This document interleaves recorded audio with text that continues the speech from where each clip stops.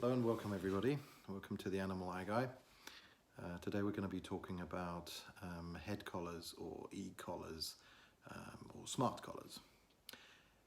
We routinely use this in veterinary ophthalmology, so when it comes to eye cases which have either been operated or who've got ulcers or any condition where we're worried about your pet scratching themselves and causing injury to the eye. And there are several different types on the market. The ones that I prefer are these so-called smart collars. You can get these at various online warehouses.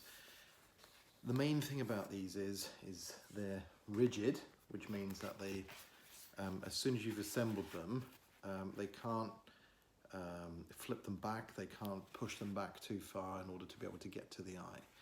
The inflatable collars, which literally just wrap around the neck, have the disadvantage that they're still going to be able to come up against things which are protruding and then rubbing their faces against those protruding objects. Right?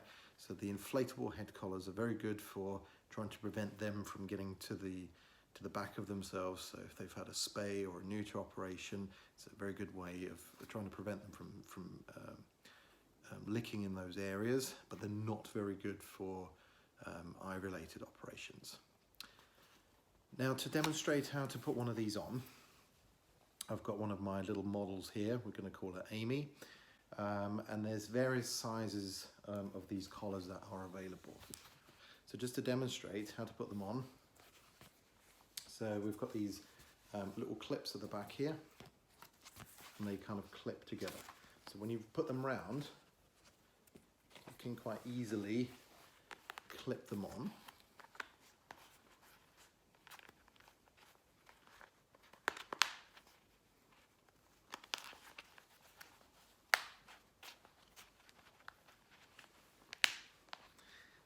And as you can quite quickly see on this one, this is miles too short. Okay, so we've got most of the head still out of the collar. It's also very tight around the neck, so this is definitely a collar which is too small for this individual, for this patient.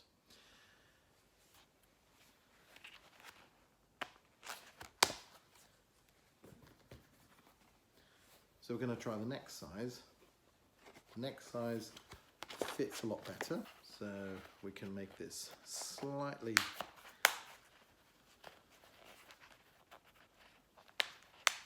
tighter on here. We've got most of the head in when the collar is positioned like this. The problem is if they've got a very long head and a very long neck, then they can push the collar back and still expose too much of the head. Okay, so for this patient, for an eye operation, I would probably go a size slightly bigger than this, so the head is always within the collar.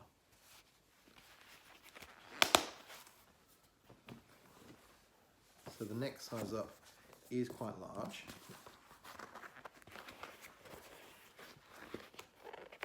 And we're probably going to have to position this on the tightest position. But as you can see, the head, no matter how this is positioned, is always within the head collar. Now, if your patient has difficulty eating or drinking with this collar on, you can take it off for the duration of them eating or drinking, or if you're next to them and you can stop them from rubbing at their faces, you can take those off for short periods of time, but particularly during night time or in situations where they're not being supervised, always put the collar on as long as your ophthalmologist recommends keeping them on. We routinely say for procedures such as cataract procedures to keep them on for about 2 weeks' time. For most other operations that we do, we also recommend keeping them on for at least 10 days to 2 weeks as well. So hopefully this will be helpful for you when being confronted with things like head collars or e-collars or smart collars. Like I said, there's various types on the market.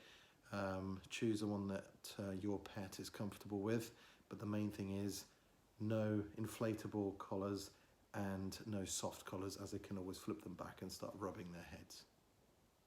So if there's any comments, please feel free to drop me a line, and then I'll see you next time.